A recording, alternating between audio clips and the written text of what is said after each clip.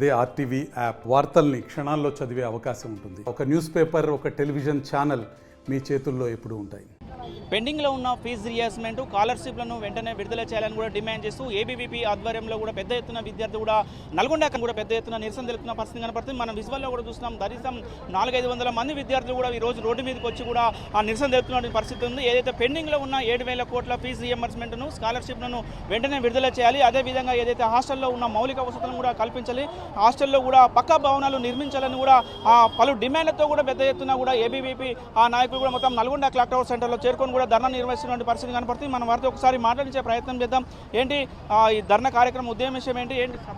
గత ప్రభుత్వం 3,400 కోట్ల ఫీజు రియంబర్స్మెంట్ పెండింగ్లో ఉందని గతంలో ప్రతిపక్షంలో ఉన్న రేవంత్ రెడ్డి గారు అనేక సార్లు అప్పుడు ప్రభుత్వం ఏదైతే అధికారంలో ఉందో వారిపైన విద్యార్థులపై తల్లి ప్రేమ చూపించినట్టు ఆ యొక్క ప్రభుత్వం పైన ఒకటే ఒత్తిడి తీసుకొచ్చి ఎందుకు విడుదల చేయమని అడిగిన ఈ యొక్క రేవంత్ రెడ్డి ఈరోజు అఖిల భారతీయ విద్యార్థి పరిషత్ నల్గొండ నుండి సూటిగా ప్రశ్నిస్తుంది. నీ ప్రభుత్వం ఏదైతే ప్రతిపక్షంలో ఉన్నప్పుడు విద్యార్థుల గురించి మాట్లాడిన, ప్రేమగా మాట్లాడిన, తల్లి ప్రేమ చూపించి మాట్లాడిన రేవంత్ రెడ్డి ఈరోజు నీ ప్రభుత్వంలో అధికారంలో రాగానే ఈ యొక్క విద్యార్థుల పైన నీకు సవిత ప్రేమ ఎందుకని అఖిల భారతీయ విద్యార్థి పరిషత్ అడుగుతుంది. తక్షణమే 7,300 కోట్ల పెండింగ్లో ఉన్న స్కాలర్షిప్ విడుదల చేయకుంటే, అదేవిధంగా టీచింగ్, నాన్ టీచింగ్ పోస్టులను భర్తీ చేయకుంటే, అదేవిధంగా గురుకులాలలో నాణ్యమైన భోజనం, సంక్షేమ హాస్టళ్లలో నాణ్యమైన భోజనం కూడా ఈ యొక్క రాష్ట్ర ముఖ్యమంత్రి నాణ్యమైన భోజనం కూడా ఇవ్వకుంటే కబడ్దార్ రేవంత్ రెడ్డి.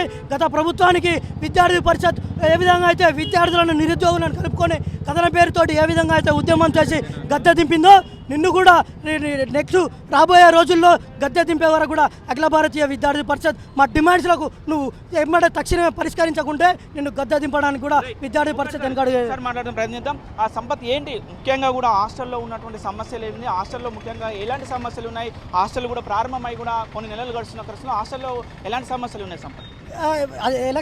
ఎలక్షన్లో విద్యార్థులకు సంబంధించిన ప్రభుత్వ హాస్టళ్లకు పక్కా భవనాలు నిర్మిస్తాం, ఏదైతే విద్యార్థులకు నాణ్యమైన భోజనం పెడతా అని చెప్పిన ఈ యొక్క రాష్ట్ర ముఖ్యమంత్రి ఈరోజు ఎక్కడ విద్యార్థులకు పక్కా భవనాలు ఇచ్చిండో ఈరోజు చూపించాలి. ఈరోజు అయ్యే పాతుపడ్డ బంగ్లాలో ఈరోజు పెచ్చులు ఊడిపోయి ప్రాణాలు ఎక్కడ పోతాయని తెలియక అరిచేతిలో ప్రాణాలు పెట్టుకొని ఈరోజు విద్యార్థులు ఉంటున్నా కానీ ఈ యొక్క రాష్ట్ర ముఖ్యమంత్రి ఏమాత్రం కూడా స్పందించకుండా, ఇంకా దౌర్భాగ్యమైన విషయం ఏంటంటే ఈ యొక్క రాష్ట్రంలో మద్యానికి మంత్రి ఉండు కానీ ఈరోజు విద్యకు మంత్రి లేక ఎంతోమంది నిరుపేద విద్యార్థులు ఇటు చదువుకోవాలో, ఇటు ప్రాణాలు అరిచేతిలో పట్టుకొని చదువుకోవాలా, లేకపోతే చదువు పనిచేసి బర్లకాడికి పోవాల్సిన పరిస్థితి ఈరోజు తెలంగాణ రాష్ట్రంలో నెలకొంది.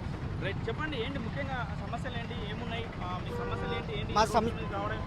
మా ముఖ్యమైన సమస్యలు ఇప్పటికీ 7,000 కోట్ల స్కాలర్షిప్ ఇంకా పెండింగ్లో ఉంది. చాలా గురుకుల హాస్టల్లో చాలా వరకు టీచింగ్ పోస్టులు భర్తీ చేయాలని మేము డిమాండ్ చేస్తున్నాం. మెయిన్గా స్కాలర్షిప్లు విడుదల చేస్తే మాకు చాలా హాస్టల్లో ఉండే పిల్లలకైనా, డే స్కాలర్లకైనా చాలా యూజ్ అవుతుందని మేము ముఖ్యంగా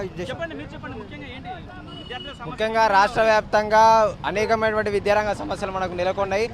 ఈ ప్రభుత్వం ఏర్పడిన తర్వాత ఇప్పటివరకు 6 నెలలు అయినా కానీ విద్యాశాఖకు సరైనటువంటి మంత్రి నియమించుకోలేకపోవడం, అదేవిధంగా కేవలం ప్రభుత్వ సంక్షేమ హాస్టళ్ళు కాకుండా, ప్రభుత్వ పాఠశాల కళాశాలలు కాకుండా రాష్ట్ర వ్యాప్తంగా ఏ యూనివర్సిటీ కూడా వీసీని నియమించకుండా ఒక దౌర్భాగ్యమైనటువంటి పరిపాలన కొనసాగిస్తుంది.